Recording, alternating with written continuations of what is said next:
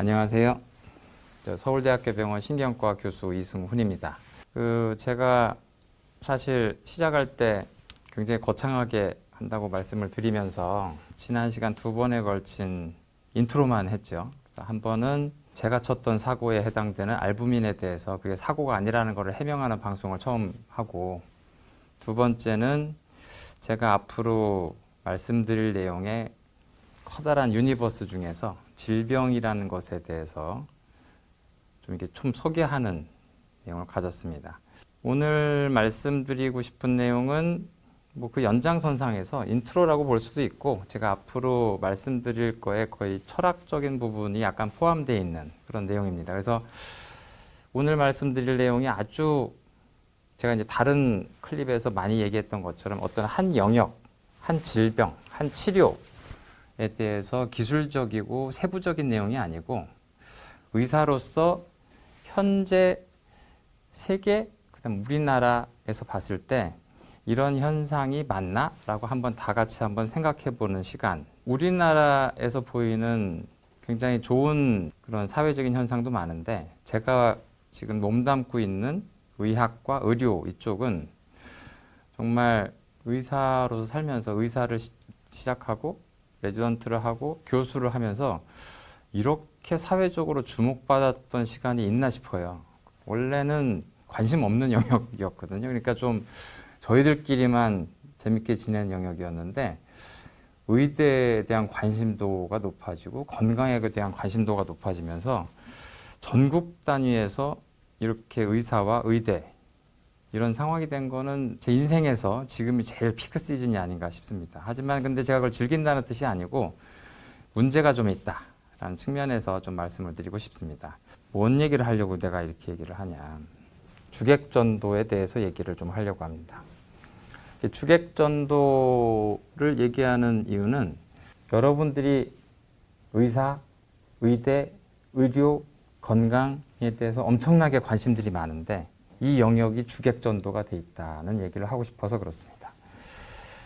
제가 앞으로 풀어드릴 얘기가 지난번에 얘기 드린 게 이승훈 유니버스 이렇게 얘기를 했는데, 의학의 TOE는 이제 물리학에서 흔히들 쓰는 용어인데 Theory of Everything이라고, 모든 것의 이론. 그래서 요즘 의학의 Theory of Everything을 하고 싶다. 인간, 음식, 질병, 치료 이 4가지를 한다고 했잖아요. 그 중에서 오늘은 인간에 대해서 조금 약간 얘기를 좀 해보겠습니다.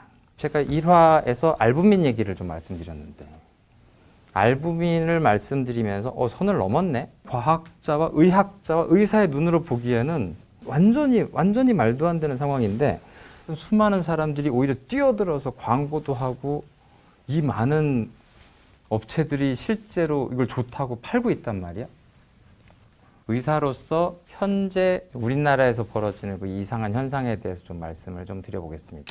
제가 예전에 어떤 한 연예인이 방송에 나와서 해외 갈 때 습관을 이렇게 보여주는 게 있었어요. 약을 어마어마하게 가져간다고. 어마어마하게 너무 많이 가져가서 약국이라고. 해외 촬영 갈 때 물어보면 여기 약 다 있다고. 그래서 아프면 얘한테 다 얘기하면 된다. 그리고 막 주렁주렁 나온다는 거예요. 약도 막 온갖 상비약에 온갖 영양제 막 어마어마하대요. 참 저분 되게 희한한 분이다. 되게 독특한 분이다. 야, 영양제가 안전하기에 망정이지 참 정말 대놓고 약물 중독하시네. 이런 생각을 했는데, 사실은 그분이 제 고등학교 선배님입니다. 더 자세히 얘기하면 누군지 알게 될 것 같아가지고. 그게 한 10년 전이었던 것 같은데 지금은 그런 사람들이 너무 많아졌어요. 저 얼마 전에 나갔던 방송 프로그램에서는 저 때문에 영양제 특집을 하느라 거기 방송국에 있는 직원들한테 가지고 있는 영양제 혹시 그 학 회사에 책상에 있으면 하나씩 꺼내봐라 했는데 2명 빼고 한 40명이 다 꺼냈다. 이만큼씩 가지고 안 가지고 있는 사람이 없어. 근데 직원들이 다 20, 30대야. 제가 그랬잖아요. 사람이 가장 전성기가 24살이라고. 몸의 가장 전성기가. 가장 전성기에 계신 분들이 영양제를 먹고 있어, 한국에서는. 심지어 대화도 웃겨요. 너 그거 먹어야 돼. 너 그 방송 못 봤어? 그거 필요하대. 건강을 권유해. 방송 나갈 때마다 영양제를 해달라고 할 때는 영양제 공부해야 돼요. 제가 모르기 때문에. 그리고 막 물어보면 막 그때 검색을 해. 그때 무슨 일이 벌어졌냐면 저한테 대본을 처음에 줬어요. 근데 그 영양제를 하나도 모르겠는 거야. 그래서 그 대본을 보고 제가 막 열심히 공부해가지고 갔어요. 근데 하도 바쁘니까 전날 2차 대본이라고 나온 거예요.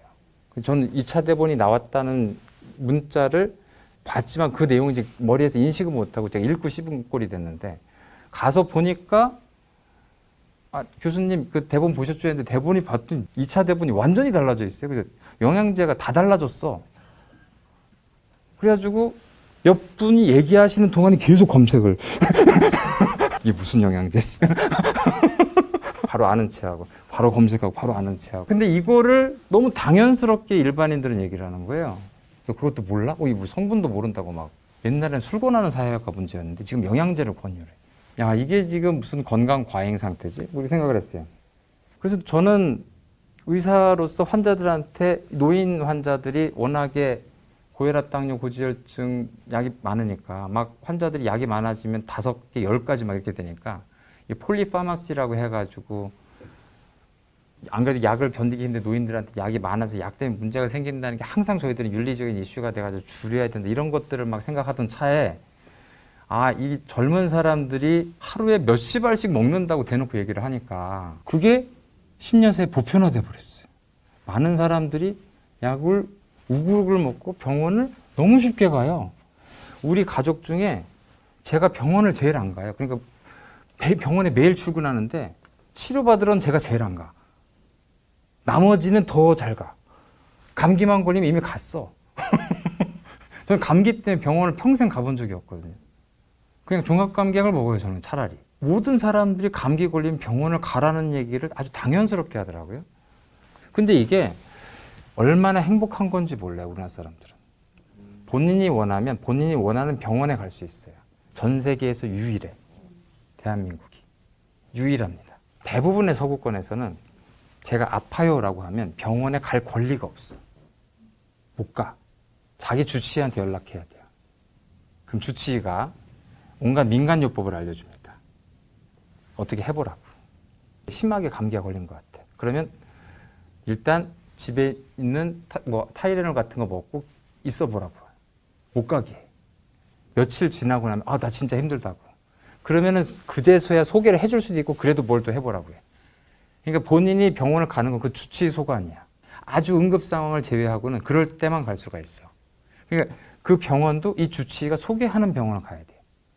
그게 서유럽에 있는 거의 대부분의 의료보험을 나라에서 제공하는 곳의 현실이에요. 근데 우리나라는 내가 아프면 가는 거지. 모든 병원을 자기가 원하면 원할 때 가서 온갖 서비스를 받아야 된다고 생각을 해요. 이 시스템 체계가 병원의 문턱이 엄청 낮기 때문에 그러기도 합니다. 가서 얼마 안 내거든. 얼마 안 내요. 그래서 자기가 병에 대해서 걱정을 할수록 엄청 돌아다닙니다. 이 병원 갔는데 평가를 하고 있는 거예요. 이분이 평가를 하고 있는 거예요. 이걸 이제 뭐라고 표현하면 힐러 쇼핑이라고 합니다. 이게 교과서에 나오는 표현인데 드무니까 하는 건데 한국은 아주 공통적인 현상이에요. 아주 많은 사람들이 굉장히 많이 하는 현상이야. 더더군다나 수도권에 지금 필수 의료 선생님들이 없어가지고 난리가 났다 그러는데 의사를 많이 생산하지 않아서 그렇다고 하는데 그것도 맞는데 그래서 의사를 늘려야 되는 것도 맞는데 진짜 범인은 사람들이 잘 얘기 안 하는데 제가 여기서 까면 종합병원을 많이 지어서 그래. 수도권에 종합병원을 너무 많이 지었어요. 예전에 제가 트레이닝 받을 땐 제가 교수를 하려고 할 땐 그 당시 아산병원, 삼성병원이 생긴 지 얼마 안 됐을 때야. 그럼 각 대학병원을 제외하고는 서울대학교 병원, 세브란스 병원 그냥 탑2라고 불렀고 삼성병원, 아산병원이 이번에 신생병원으로 생겼다더라는 분위기였어요. 근데 지금 서울대병원만 분당에도 있고 지금 또 시흥에 또 짓는다고 하고 세브란스 병원은 용인에도 있고 광명에도 어디도 대학병원이 있고 동탄에도 있고 곳곳에 지금 병원들이 무수하게 있어요. 그래서 필수 진료에 해당되는 선생님들이 취직할 때가 너무 많아요. 신경과 뇌졸중 하시는 분들이 전임의를 할 틈이 없어. 막 의사 보내달라고 난리야. 왜? 병원을 너무 많이 지어놔가지고. 그런데 거기 가면 어떻게 되냐면 지옥이 펼쳐져요. 취직은 쉬운데 가면 사람이 없으니까 다 당직 써야 돼. 그래서 안 하려고 해. 이런 상태에서 병원이 너무 많아지니까 병원들이 다 흑자를 해야 되니까 최대한 영합을 해가지고 환자를 최대한 많이 부르는 구조로 다 만들어놨어. 비급여 진료를 하고 열심히 환자들한테 검사를 권유하고 이렇게 되는 거예요.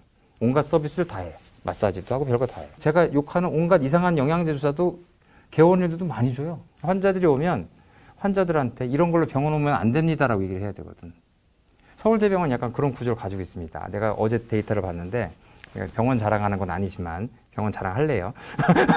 서울대병원 PPL이 아니고 서울대병원의 현재 외래 환자 수를 보면 제가 유명하다고 하는 병원들에 비해서 한 3등 정도 해요. 그런데 환자 수에 비례해서 수익이 나올 거 아니에요. 수익이 압도적으로 서울대병원이 꼴등이야. 이 4개 병을 모으면 압도적으로 갑자기 수익이 꼴등이 돼. 서울대병원보다 환자 수가 적었던 병원이 갑자기 확 올라가고. 왜 그럴까요? 수익이라는 게 뭘로 결정되는 거겠어요? 검사와 비급여 진료로 결정된단 말이에요. 여기까지만.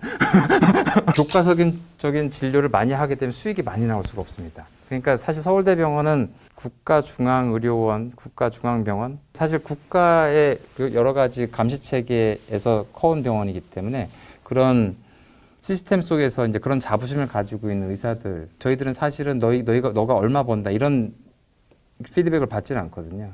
그래서 이제 많이 벌어라고 개별적으로 의사들이 그런 걸 받지는 않는단 말이에요. 그러다 보니까 자기가 이제 알고 있는 소신대로 진료를 해요. 그 소신대로 나온 진료의 총합인 거지. 그래서 압도적으로 꼴찌인 거지. 그래서 병원장님만, 부원장님만 죽으려고 합니다.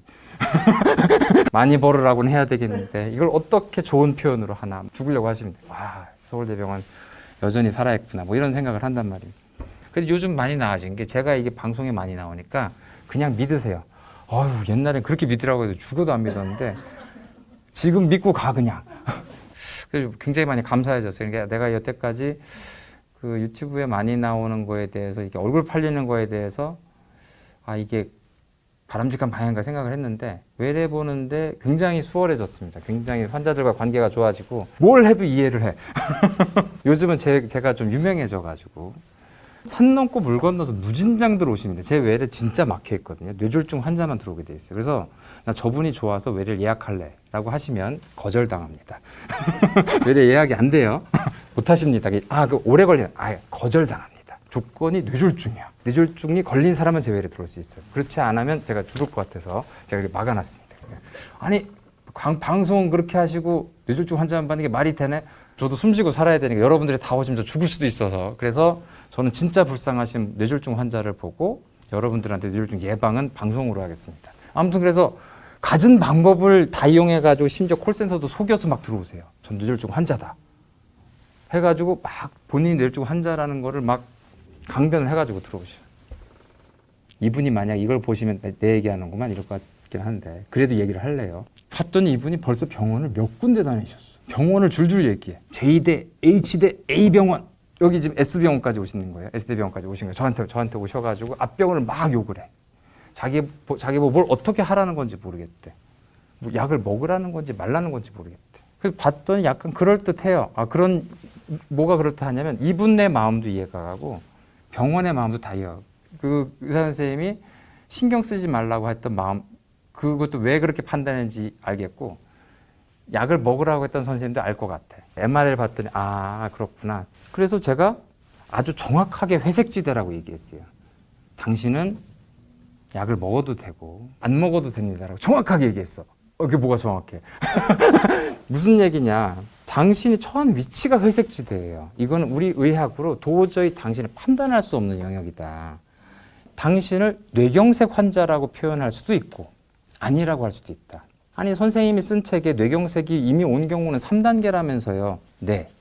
전 뇌경색이 온 거야 안 온 거야? 왔다고 할 수도 있고 아니라고 할 수도 있어요. 그런데 이분은 돌아다닌 데마다 왔습니다. 안 왔습니다. 이렇게 들은 거지. 저한테는 정확하게 왔다고 할 수도 있고 안 왔다고 할 수도 있습니다 하고 저한테 정확하게 들은 거예요. 이 사건을 발견한 지가 벌써 6년이 지났는데 당신은 약을 먹기도 하고 안 먹기도 했어요. 이미 지금 임상시험 다 하셨어. 안 먹어도 돼요. 근데 불안해? 그럼 먹어요. 뭐야? 아, 바빠 죽겠는데 저랑 이 실갱이를 몇 분을 하다가 결국엔 내가 지금 환자 지금 4-5명 볼치를 지금 혼자 지금 독점을 하고 계십니다. 이래가지고 막 싸우다 나가셨어. 저도 답답한 게 전 정확하게 얘기를 해야 되니까 먹어도 되고 안 먹어도 되고가 정답이란 말이에요. 환자들이 그렇게 하는 거는 몰라서 그런 겁니다. 몰라서. 그리고 다시는 안 걸리고 싶어서. 그리고 나한테 확인받고 싶어서. 그리고 이제 안심하는 거지. 제가 외래를 수요일에 70명, 화요일에 110명을 봤어요. 한 90% 뇌졸중이거든요. 이 사람들 이미 뇌졸중 환자들이야. 뇌졸중 겪은 사람들이야. 그러면 뇌졸중 증상과 제가 얘기하는 아주 합리적인 위험 요인이 어떻고, 동맥경화 상태가 어떻고, 뇌졸중의 현재 상태가 장애가 어떻고, 이런 얘기 할 것 같잖아요. 그런 얘기 안 해요. 환자들하고 하는 대화의 내용의 상당수가 아주 머리가 쭈뼛하고 아픈데, 아, 내가 어제 자다가 여기 허리가 좀 삐끗했는데, 이 얘기야, 온통. 외래 온통 얘기하는 게. 그리고 그 얘기에 저의 대답은, 아, 환자분 뇌졸중하고 상관없습니다. 이게 대부분의 외래 동안에 벌어지는 대화예요. 그러니까 아주 사소한 증상들을 대부분 다 얘기를 해. 사실 그거 하라고 외래가 있는 건 맞는데, 그리고 그분들이 뇌졸중 환자니까 그런 대화를 해야 되는 건 맞는데, 일반인들도 와서 똑같은 질문을 한단 말이에요. 똑같이. 그리고 완전히 정상인 사람들이 와가지고 그런 사람들이 또 MR을 계속 찍고 또 찍고 정상인 걸 확인하면서 또 찍고 막 그래요. 아, 이거 좀 지나쳐서. 그래서 내가 뭐라고 하냐면, 만약에 선생님처럼 제가 그렇게 걱정을 해서 병이 안 생기면 저도 하루 종일 걱정을 할 것 같아요. 이 사람들한테 제가 혹하게 만들 수 있는 방법은 있어요. 절 믿고 당신은 지금부터 매 6개월마다 제가 시키는 대로 이 검사를 하시면 절대 앞으로 이 병에 걸리지 않습니다 라고 얘기를 하면 다 따라와요. 다는 아니지만 많이들 따라오겠지. 교주가 되는 거지. 이미 그런 마음가짐을 가지고 불안한 마음으로 병원에 왔기 때문에 하라고 하고 보험에서 허락되는 범위 내라면 다 검사해달라고 한단 말이지. 해달라고. 절대 하지 말라고. 막. 이거를 신념을 가지고 하지 말라고. 필요 없다고. 막 계속 이걸 막아야 돼. 계속 막아야 돼. 외래에서 하는 일이 하지 마라. 아, 병원장님 보시면 안 되는데. 부원장님 보시면 안 되는데. 아유, 진료부원장님 죄송합니다. 이거를 내가 허락하는 순간 의사로서 내가 여태까지 살아왔던 내 삶의 가치관이 무너지기 때문에 이걸 내가 허락하면 인간 이승훈이 무너지는 거예요. 이게 무너지면 나도 이제 어떻게 점점 이제 괴물처럼 변해갈지 모르니까. 그러니까 지금 내가 알고 있는 지식, 알고 있는 만큼 그대로 행동하기 위해서는 이걸 그대로 하는 수밖에 없는 거지. 그래서 계속 싸우는 거지. 하지 말라고, 하지 말라고. 또 한 가지는 건강검진이요. 건강검진을 제가 어릴 때는, 젊을 때는 건강검진을 받는 사람이 거의 없어서, 의사조차도 받기 힘드니까. 그래서 의사로서도 제가 건강검진을 제대로, 제가 서울대학교 병원에 있으니까 서울대학교 병원 강남센터에서 받은 게 교수가 되고 나서 병원에서 이제 축하한다고 줬던 쿠폰으로 한번, 그게 첫 건강검진이었던 것 같아요. 교수로서 주는 혜택이 많아가지고 암검진 클릭을 다 해서 흉부와 복부 CT를 다 찍더라고요. 제가 조영제를 맞아본 건 처음이란 말이에요. 조영제가 몸에 어떻게 퍼지는지를 느낄 수가 있어요. 그리고 그것 때문에 내 체온이 상승하는 것도 느낄 수가 있어요. 그리고 나서 64채널짜리 어마어마한 CT 기기가 막 돌아가는 걸 느낄 수가 있어요. 그러고 나서 흉부와 복부를 찍었지. 그러고 나서 그날 제가 AI도 없던 시절에 열심히 CT의 문제에 대해서 공부를 했어요. 엑스레이하고 CT하고 방사선 피폭 정도가 엄청나게 차이가 나거든요. CT는 엑스레이를 이제 64채널이니까 64군데에서 던지는 거예요. 병상에 있는 환자를 엑스레이 찍을 때 그 엑스레이 기사가 본인도 이렇게 차폐를 하고 나가서 밖에서 이렇게 딱 이렇게 하는 거 아시죠? 그 엑스레이조차 기사는 본인이 이렇게 그 피폭되기 싫어가지고. 엑스레이도 그렇게 겁냈던 의사가 갑자기 나를 위해서 여기 엄청나게 쭉 다 찍은 거예요. 건강검진하러 왔다. 건강을 걱정하게 됐어요. 그래가지고 내가 이 나이에 내가 하고 싶다고 해서 CT를 찍는 게 맞았는가. 그리고 그때 내 얻은 결론은 하지 말았어야 된다 했어요. 전 세계에서 폐암을 조기 검진하기 위해서 CT를 어떻게 찍으라고 하냐면 커런트 헤비 스모커만 찍으라고 돼 있어요. 현재 담배를 많이 피는 사람만 매년 찍으라고. 그럼 나머지는요? 찍지 말라고. 담배를 안 피는 사람 중에 계속 찍은 사람과 안 찍은 사람을 비교해 봤더니 계속 찍은 사람의 폐암 검출률이 높아요. 그럼 좋은 거 아니야. 근데 사망률이 똑같거나 역전이 돼. 죽는 비율이 안 찍은 그룹이 더 낮아. 그래서 그 논문에 대놓고 써있어요. 이게 덴마크 연구인데 오버 트리트먼트다. 과잉 치료다. 매년 봐야 된다. 6개월마다 봐야 된다. 계속 방사선이 쌓이는 거지. 오히려 그거를 암으로 바꿀 가능성이 더 높아지는 거지. 발견되면 인간의 마음과 의사의 마음은 치료를 안 할 수가 없어. 수술하자고 그래. 수술 자체의 문제, 수술 이후의 합병증, 그러면서 그 사람이 다른 여러 가지 문제들이 생길 수도 있다는 거지. 여러분들이 마치 집에 있는 배터리가 끝나가지고 교체하는 그 정도 수준이 아니고 수술이라는 굉장한 스트레스를 이걸 겪어야 되느냐 말아야 되느냐라는 트레이드오프 관계라는 거예요. 이것도 사실은. 그런 걸 모르고 마치 배터리 갈아 끼우듯이 나 있으면 다 치워주세요. 이렇게 생각한단 말이지. 그러니까 저는 그때 찍고 10년 만에 다시 찍었어요. 지금은 내가 찍을 때다라고 내가 판단하고 제가 이제 찝찝해하지 않으면서 2년 전에 다시 찍어봤어요. 그리고 내가 이제 조영제를 시원하다 이렇게 느끼면서 이제 하고 한 이제 10년 뒤에 다시 해봐야지 이렇게 하고 이제 끝났어요. 그러니까 저는 이제 제 몸을 어떻게 하겠다는 계획과 전략이 완전히 짜져 있기 때문에 건강검진을 어떻게 하겠다. 그래서 나라에서 뭘 해라 어떻게 막 와도 난 저한테 노이즈야. 그냥 내가 어떻게 하기로 했기 때문에. 그래가지고 그 방향대로만 조금 하는데 일반인들은 그거 모르잖아요. 그래서 어떻게 돼?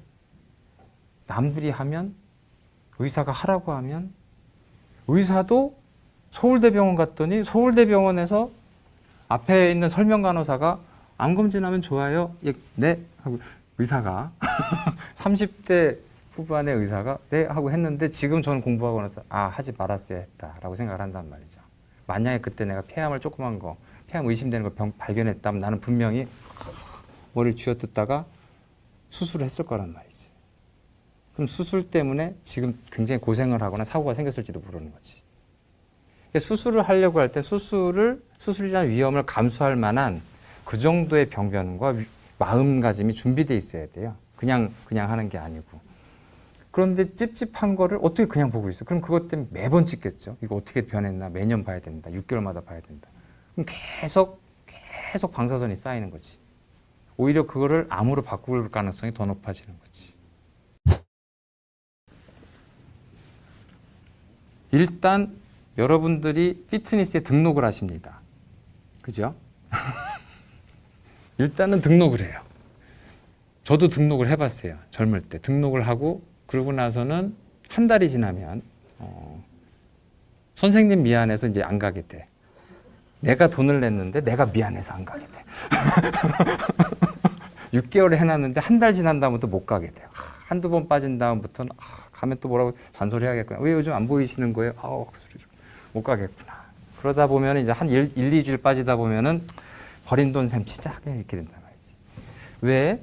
운동을 해야 된다고 생각을 하니까. 이 운동이 유행하는 거 자체를 아주 나쁘다고 볼 건 아닌데 운동이 목적이 돼버렸어요.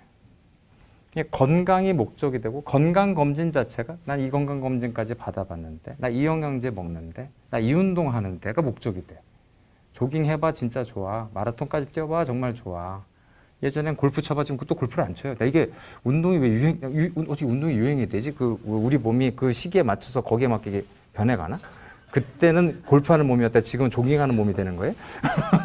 사람 몸이 이렇게 유행 따라 변해가는 거야? 어디 그게 가능하냐고. 그러니까 또 한 가지 제가 이제 말씀드린 것 중에 생화학으로 생각해 보면 저한테 하는 질문이 얼마나 이게 어처구니 없는 건지 알 수 있다고 얘기를 여러 번 얘기해야 돼. 여기서는 처음 얘기를 하는 건데 맨날 하는 질문이 그거예요. 선생님, 교수님, 뭐 먹어야 돼요? 이러면 뭐 먹어야 돼요? 그죠? 그래서 맨날 똑같은 답을 하거든요. 골고루 과식하지 마세요. 골고루 과식하지 마세요. 아니 그러니까 뭘 먹어야 돼요? 그러니까 이렇게 좋은 게 있고 나쁜 게 있잖아요. 그러니까 고기 먹으면 안 되죠. 닭고기 먹으면 안 되죠. 돼지고기 먹으면 안 되죠. 이런단 말이에요. 아니 좋은데요? 에? 좋아요? 그래서 이거를 제가 지난 시간에 알부민 얘기할 때 상당한 힌트가 있는데 3대 영양소라고 부르는 탄수화물, 지방, 단백질. 탄수화물, 지방, 단백질인 채로 흡수되지 않는다. 여러분이 소세지를 먹으면 소세지인 채로 흡수되는 게 아니고 그걸 조각조각 분해해가지고 저분자 물질, 단위체까지 분해를 한 다음에 레고 블럭으로 그냥 여러분들이 만약 친구 집에 들어가려면 다 옷 다 벗고 들어가야 되는, 아, 비유가 이상한가? 모든 단위로 다 조각조각 분해해야만 거기를 통과할 수가 있는 거예요. 그러니까 여러분들이 소시지를 먹어봤자 우리 몸에서 받는 건 포도당, 과당, 글루탐산, 알라닌, 류신 하나하나로 들어옵니다. 하나하나. 그럼 우리 몸은 이거 가지고 아 소세지 먹었네. 아 붉은 고기 먹었네. 이렇게 판단하는 게 아니라 넌 이리 와서 간으로 가서 뭐가 되라. 일단 와가지고 다 택배 상자에 넣어가지고 넌 알부민 붙어라. 넌 여기서 합성돼가지고 킬로미크론 안에 들어가서 지방 형님들하고 같이 있다가 이동해라. 다 분해, 다. 그럼 아무거나 먹어도 되겠네요? 아무거나. 근데 왜 아무거나 먹지 말라고 하지? 분명히 WHO나 온갖 것들 지중해식이 좋다고 하고 올리브오일이 좋다고 막 그러는데 제가 얘기 드렸잖아요. 이런 소세지나 이런 조미료 그 다음에 이런 단순당이 많은 걸 먹으면 사람이 어떻게 하게 된다고요? 많이 먹게 된다. 제가 이런 걸 먹으면 맛있는 걸 먹으면 많이 먹게 된다. 디저트 배만 따로 있는 게 아니라 맛있는 걸 먹으면 배가 열려요. 한 배가 또 열려. 그래서 여러분들이 닭갈비를 먹었는데 또 볶음밥 먹을 수 있는 거야.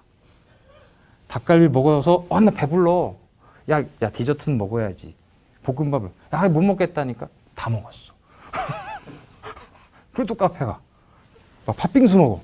어마어마한 칼로리 폭탄처럼 계속 먹었대. 그게 왜 먹어져? 또 열려 위가. 왜? 이런 단순당 조미료를 먹으면 제가 지난 시간에 뭐라고 했어요? 맛있는 덩어리에 탄수화물과 단백질이 들어올 거라는 신호라고 했잖아. 그러니까 나쁜 음식이 있는 게 아니고 여러분들을 많이 먹게 유혹하는 음식들이 있어요. 햄이나 소세지나 핫도그나 피자나 햄버거를 드시면 햄버거가 왜 이렇게 맛있냐면 소스를 범벅으로 해놨잖아요. 여기다가 막 마요네즈, 범벅, 그 안에 막 질척거릴 정도로 범벅을 해놨잖아요. 그 어마어마한 양의 단순당과 글루탐산이 거기에 폭탄으로 들어있는 거예요. 여러분들이 푹 먹었을 때 거기에 어마어마한 진짜 간장, 된장 같은 글루탐산을 와장창 입안에 넣게 되니까 몸에서는 대흥분을 하게 되는 거예요. 그래서 어마어마한 칼로리가 들어왔는데 몸에서 너무 흥분해가지고 햄버거가 사라졌지. 그래서 사라지는 거예요. 몸에서 너무 흥분해가지고 너무 맛있다고 생각하면서 썩 넣어버리는 거예요. 너무 흥분해. 그래서 하나 더 먹을 수 있는 거지. 실제 몸에서는 그 칼로리 아직 안 들어왔기 때문에 소화도 안 됐기 때문에 그래서 여러분이 30분, 1시간 지났는데 몸에서는 대충격을 받는 거예요. 이걸 다 먹었다고? 사람이 먹을 수가 있는 거예요. 먹을 땐 모르고 그래서 과식하게 된다. 그러니까 좋은 음식이 있냐 나쁜 음식이 있냐는 없고 여러분들이 조미료나 맛있는 음식에 흥분한 여러분의 뇌가 문제라 여러분들이 맛있는 음식을 먹고 양을 조절할 수 있으면 뭐든 드시면 된다는 거예요. 아무거나 먹어요. 저는 아무거나 먹어요. 소시지, 햄, 아무거나 먹어요. 붉은 고기는 뭐든 아무거나 먹어요. 그러니까 좋은 음식, 나쁜 음식 없는데 좋은 음식, 나쁜 음식 나누는 여러분들만 있다. 화두로 던지는 그림을 한번 보시면 캠핑을 하고 있는 아주 행복한 가족의 모습 같습니다. 이것만 봐도 정말 캠핑을 하고 싶다라는 생각이 들게 되죠. 우리나라 캠핑과 관련된 현재 산업의 규모가 1년 8조 원이래요. 8조 원.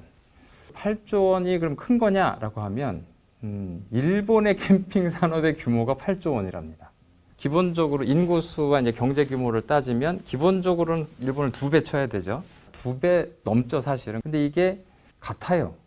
그런데 우리나라에서 이 캠핑에 있어서 몇 가지 법적인 규제적인 것들이 있다고 하더라고요. 그래서 제가 어릴 때는 계곡과 산에 갈 때 저희 아버지 어머니는 그냥 버너를 가져가서 항상 계곡에서 계곡물 가져다가 밥을 짓고 고기를 굽고 다 먹었으면 거기다 버리고 이랬었단 말이에요. 자연보호법 같은 게 만들어지면서 지금은 산에 가서 밥을 해먹는다는 걸 상상을 못 하시죠. 캠핑을 하면 잠자는 거에서부터 당연히 밥을 해먹어야 되는데 기본적인 게 아예 막혀 있는 거예요. 한국은 거의 모든 산이 막혀 있는데 사람들이 캠핑 장비를 다 산 거죠. 8조 원어치를 샀어요. 그런데 그걸 어떻게든 해결을 해야 되잖아요. 그래서 우리나라에서 공식적인 캠핑장을 만듭니다. 주차장처럼 만드는 주차장. 그래서 가면 아파트가 있어요. 많은 사람들이 이걸 난민촌 체험한다고, 뭐 씻을 데도 없고 아침에 되면 뭐 난민이냐, 뭐 수도꼭지 앞에서 몇 명이 뭐 이런다고 하는데 전국 단위에서 아주 많은 사람들이 다 빽빽하게 모여 있는 거죠. 실제 캠핑이 굉장히 발달한 나라는 캠핑 산업이 안 발달해 있어요. 뭐 미국은 발달했지만 미국은 워낙 산업 전체가 커서 그런 거고, 실제 유럽이나 뭐 이런 데들 보면은 별로 안 발달해 있어. 산업은 안 발달해 있어. 근데 캠핑은 되게 많이 해. 무슨 뜻이냐? 이게 우리나라처럼 모든 국립공원이 이렇게 막혀 있는 것도 아니고 비박을 할 수 있는 곳곳이 많이 있대요. 무전여행처럼 그냥 가는 거예요. 가다가 이 사람이 차가 있든 차가 없든 비박을 할 준비를 하고 그냥 그 근처에서 그냥 자는 거죠. 그러니까 캠핑이 목적이 아니고 캠핑을 이용해서 여행을 하는 거예요. 그게 캠핑의 진정한 목적이 되는 거죠. 그러니까 내가 더 좋게는 더 좋은 호텔이나 리조트에서 묵었으면 좋겠지만 나는 내가 이 정도 비용으로 자연과 함께 하는 여행을 하고 싶다. 우리나라 캠핑 산업은 어디를 가는 게 아니라 캠핑을 하러 가요. 캠핑을 이용해서 어디를 가야 되는데 그게 아니고 캠핑을 하러 가. 캠핑장에 도착해. 그래서 캠핑을 해. 그러니까 수단이 목적이 돼 있어. 캠핑을 가서 뭐 할 건데 이래야 되는데 아니 캠핑을 간다니까 이렇게 되는 거야. 아니 가서 뭐 할 거냐 그래. 아니 캠핑 간다니까. 근데 이게 캠핑만 그러냐. 술 마십니다. 술. 우리 사람이 술을 마실 때 술을 마시는 목적이 뭐냐. 사실은 술의 힘을 빌어서 그 사람들과 즐겁게 얘기하기 위한 거예요. 술이 있으면 왜 도움이 되냐면 신경과학자 쪽 입장에서 얘기하면 전두엽을 해제시키거든요. 전두엽이 가장 중요한 기능은 억제를 하는 기능인데 알코올이 들어가서 전두엽 억제 기능을 풀어버려요. 그러면 우리가 본능이라고 얘기하는 변연계가 그동안 꾹 참고 얘기 못했던 것들이 전두엽의 억제에서 풀리면서 막 말을 하기 시작합니다. 그러면서 분위기가 좋아지기도 하고 형 누나가 되기도 하고 막 이게 그렇게 되는 거지. 그걸 이용해보자. 그게 목적인데 오늘 술 먹고 죽자. 대화가 없어. 주제가 없어. 만나자고 한 이유가 뭐야? 술 먹자고. 이게 뭐예요? 세 번째로 여자분들이 샤넬과 펜디 뭐 등등 가방을 삽니다. 그런데 사실 가방과 구두를 사는 목적은 물건을 넣으려고 신고 다니려고 사는 건데 일단 사. 그리고 쟁겨놔. 뭐 그거 가지고 뭐 나중에 장사도 해. 그 목적은 저리 가고 수단과 목적이 바뀌어 있습니다. 남자는 자동차 가지고 그렇게 해요. 그죠? 여자들 명품 사는 거하고 똑같은 행동을 하는 거죠. 원인은 딱 한 가지. 불안해서 그렇습니다.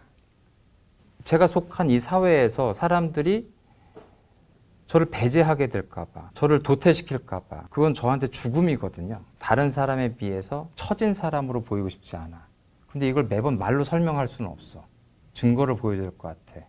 그 증거가 가방이고 자동차고 나도 너희들과 똑같은 취미 활동을 하고 있다. 라는 걸 보여주고 싶은 기저의 욕망이 사실은 목적이에요. 그게 사실은 목적인데 그 말을 하는 사람은 없어요. 사람들한테 도대체 캠핑을 왜 하는 거야? 자동차를 왜 사는 거야? 저 가방을 왜 사는 거야? 그러면 진짜 합리적인 다양한 이유들이 나옵니다. 캠핑이 말이야 밤에 뭘 하면 네가 한번 그걸 봤어야 되는 이 가방이 말이에요. 뭐 어떻게 해서 이 기능이 어떻고 별 이유가 다 나와. 근데 사실은 그걸 관통하는 딱한 솔직한 이유를 얘기하라고 하면 사실은 인간이 사회적 동물이기 때문에 도태되기 싫어서입니다. 그런 마음을 직접적으로 먹은 적이 없다 하더라도 그런 것들이 행동으로 표출되는 것들이 계속 사회적인 관습처럼 나타난 게 그런 행동을 하게 되는 거예요. 그게 계속 쌓여온 거지. 뭐라고 욕을 할 필요가 없는 게 인스타그램을 활용하는 것만으로도 이미 지금 인간이 그 사회 구성원으로서 얼마나 불안한지를 보여주는 대표적인 현상이거든요. 제가 일단 질문을 던지는 건 인생을 도대체 왜 사는 거냐라고 좀 생각을 해봐야 될.